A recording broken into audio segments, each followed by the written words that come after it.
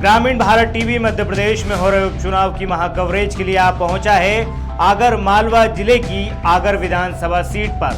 3 नवंबर को प्रदेश की 28 सीटों के विधानसभा चुनाव में से एक सीट आगर भी है, लेकिन यहां उपचुनाव दल बदल की वजह से नहीं हो रहे। यहां सीट भाजपा विधायक मनोहर ऊंटवाल के निधन के चलते खाली हुई है। इस बार भाजपा ने उनके बेटे मनोज ऊंटवाल को प्रत्याशी बनाया है। कांग्रेस ने यहां से एक बार फिर विपिन वानखेड़े को अपना प्रत्याशी बनाया है। पिछले चुनाव में जीत हार का अंतर मात्र 2490 मत का था। यही कम अंतर बीजेपी की चिंता और कांग्रेस की उम्मीद बना हुआ है।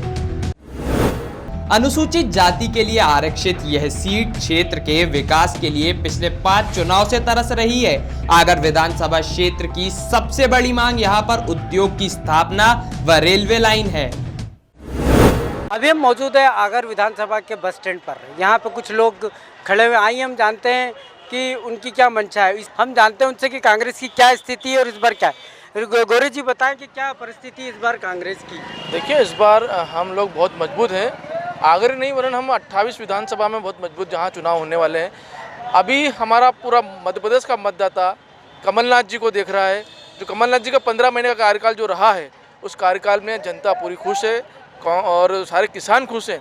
जो कमलनाथ जी की योजनाएं थी, जो उनके वचन थे, उन्होंने पूर्ण ईमानदारी से वचन को पूरा किया है और इस कारण से पूरी मध्य प्रदेश जनता खुश है। और आने वाले चुनाव में निश्चित मानिए कि हम 28 के 28 सीट जीत के वापस सरकार में आएंगे क्या और पुनः कमलनाथ जी मुख्यमंत्री बनेंगे। पिछली बार कांग्रेस की सरकार में जो कांग्रेस ने योजनाएं शुरू की थी उसमें बीजेपी ने कुछ योजनाएं बंद कर दी। कांग्रेस आने के बाद वही योजनाएं वापस चालू करेगी क्या? बिल्कुल चालू करेंगी। जो हमारे वचन हैं, अभी नया घोषणा पत्र तैयार हुआ है जो माननीय कमलनाथ जी ने जो उसको बनाया है और पूरी कांग्रेस ने मिलकर बनाया। निश्चित मानिए जो पिछली बार की योजना है इस बीजेपी सरकार ने बंद कर दी गई है, वो योजना पूर्णतः वापस चालू होगी और उसमें नई योजना भी जोड़ दी गई है और उस नई योजना के साथ इस मध्य प्रदेश में फिर से एक खुशहाली आएगी। इरफान बताएं क्या है इस बार अगर कांग्रेस जीत के आती है तो कांग्रेस की क्या योजनाएं हैं आगर को अच्छे से अच्छा बेहतर बनाने के लिए? सर्वप्रथम आगर को अच्छी योजना ये है हमारी कि मतलब जो बीजेपी की सरकार जो आज उज्जैन से चौली तक जो 4 लेन है जो लेके गई है, हम उसको वापस लाने की पूरी कोशिश करेंगे। उसके लिए कमलनाथ जी से भी हमने ज्ञापन दे चुके हैं। दूसरी बात, हमारी सरकार में 100 रुपये 100 यूनिट का जो बिल था वो सभी के लिए था। गरीब, अमीर, मजदूर, जो भी जितने भी इंसान थे, हम उस योजना को वापस से लागू की जाएगी जिससे गरीब अमीर सबको एक रखा जाए और सबको इसका लाभ मिले। आप आने वाले समय में किसके साथ हैं और क्या क्या अभी तक यहाँ पे काम हुआ? देखो, आने वाले समय में हम विपिन भैया के साथ में हैं और कांग्रेस के साथ में। हमारी कांग्रेस की सरकार कभी भी ऐसा किसान के साथ में धोखा नहीं दे सकती है। हर बार हर कभी कांग्रेस की सरकार हमारे किसान के साथ में और गरीब के साथ में हमारी सरकार कांग्रेस की साथ देती है। और ये बीजेपी का लोग बार बार इनको बेका देता है, बार बार धोखा देता है गरीब लोगों को। और देखो आवास, देखो मकान आते हैं कहीं भी, अभी आवास आ गए थे वापस चले गए। गौशाला बन रही थी वो भी रुक गई। हमारे कमलनाथ जी ने आगर क्षेत्र में 30 गौशाला, 30 पंचायत। सोयाबीन की फसल मिली आपको? कोई मुआवजा वगैरह? बिल्कुल भी नहीं मिला, बिल्कुल भी नहीं मिला मुआवजा। मैं भी किसान की बेटी हूँ, तारबल्डी रहती हूँ, जिलाध्यक्ष कांग्रेस सेवा दल से। और अभी पहले हमारे अगले साल हमारे कमलनाथ जी ने बिना सर्वे के मार्जा भी डाला और बीमा राशि भी डाल दी थी और 1.5 लाख से ऊपर का कर्जा भी हमारा माफ़ किया था। और अभी 10 रुपये 15 रुपये बीघा शिवराज ने बीमा डाला है हमारे सर। सोयाबीन की फसल नहीं हुई कोई किसान की, मजदूरी भी नहीं है। अब सोयाबीन की फसल होती तो मजदूर काटता, खाने के लिए होता। इस विधानसभा क्षेत्र में किसानों और ग्रामीणों की अधिकता होने के कारण यहां पर किसानों और ग्रामीणों के मुद्दे को हर बार चुनाव में उपयोग में लाया जाता है, लेकिन चुनाव जीतने के बाद उन पर ध्यान नहीं दिया जाता है। यहाँ की जनता का कहना है कि 15 साल के भाजपा के शासन में यहाँ पर विकास के नाम पर कुछ नहीं हुआ है। यहाँ के मतदाताओं का कहना है कि पिछले चुनाव में कांग्रेस के प्रत्याशी विपिन वानखेड़े बहुत ही कम अंतर से चुनाव में हार गए थे, पर इसके बावजूद क्षेत्र के लोगों के लिए बहुत काम किए हैं उन्होंने। किसको मुख्यमंत्री बना हुआ देखना चाहते हैं आप? कमलनाथ जी को। क्यों कमलनाथ जी को क्यों देखना चाहेंगे आप? किसान हित में बहुत सारे उन्होंने काम किए। क्या क्या काम किए हैं आपके गांव में अभी तक कांग्रेस के, इसमें क्या क्या काम हुआ? हमारे गांव में कर्ज माफ़ी हुई, किसानों को बीमा मिला, मतलब किसानों के हित में बहुत ही ज़्यादा काम करा कमलनाथ जी सरकार ने। अब जो बीजेपी की सरकार है इसमें बिल्कुल किसान प्रताड़ित है, बिल्कुल परेशान है, किसानों के हित में बिल्कुल भी नहीं है ये बीजेपी सरकार। लगता है आपको इस बार कौन जीत की ओर बढ़ रहा है आगर में? यहाँ पे विपिन वानखेड़े जीतेगा। क्यों विपिन वानखेड़े क्यों? विपिन वानखेड़े हर बात आके पूछता है। जब से वो पहले 10 साल हो गए उसको पूछते पूछते, अभी जो है 2-2,500 वोट से ही हारा था वो। लोगों ने खरीद के ने वोट ले लिए थे, मगर आपके तो 101% के 15 से 20 हज़ार वोट से जीतेगा वो। हर आदमी का यही माहौल है कि विपिन वानखेड़े होना, विपिन वानखेड़े होना, जिधर जाओ उधर एक ही लहरें जाओ। वही भाजपा में इस सीट पर अंतरकलह मचा हुआ है। भाजपा के ही लोगों का कहना है कि स्थानीय व्यक्ति को ही मौका मिलना चाहिए, क्योंकि स्थानीय व्यक्ति ही आम लोगों से जुड़ा हुआ है। बाहरी उम्मीदवार उनकी मेहनत का फायदा उठा जाते हैं। सहानुभूति के चलते मनोज ऊंटवाल को प्रत्याशी बनाए जाने पर पार्टी में बहुत रोष है।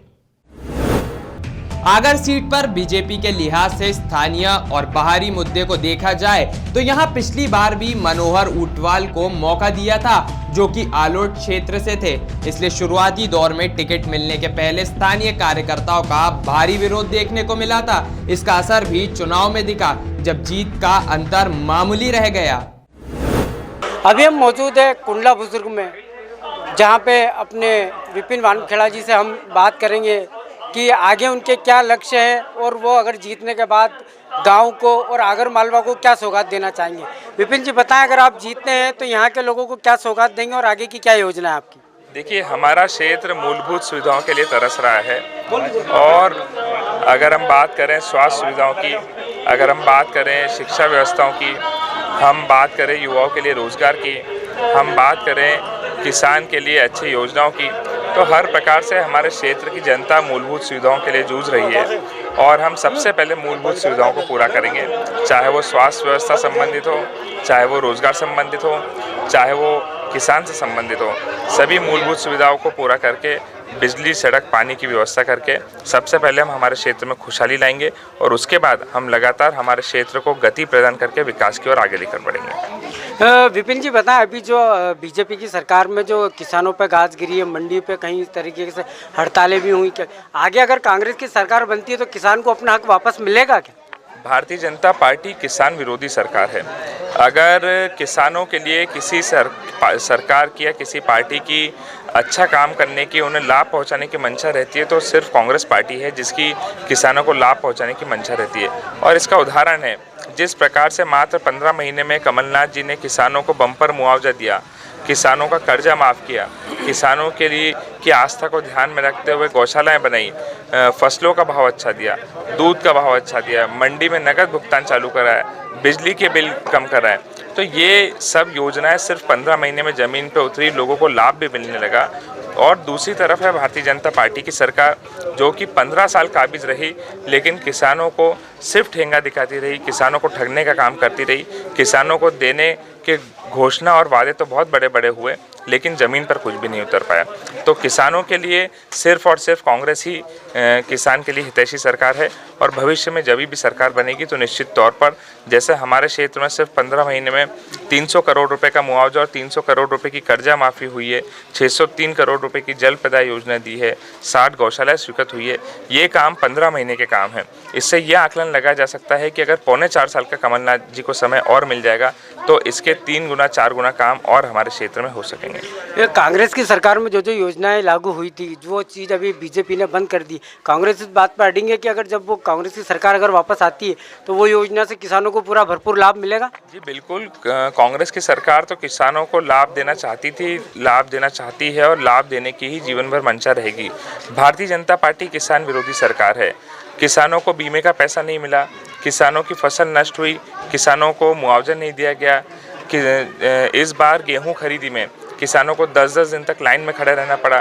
कई सारे किसानों की गेहूं की तुलाई नहीं हो सकी।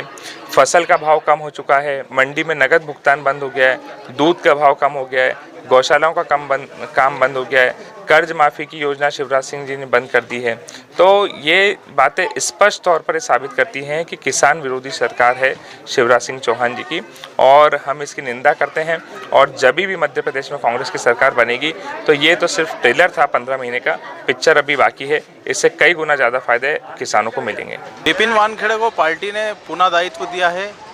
हम इसके लिए विपिन वानखेड़े जी का समर्थन करते हैं, क्योंकि उन्होंने जो 2018 का चुनाव हुआ था उसमें 2490 वोट से पराजय मिली थी। इसको हम पराजय नहीं मानते।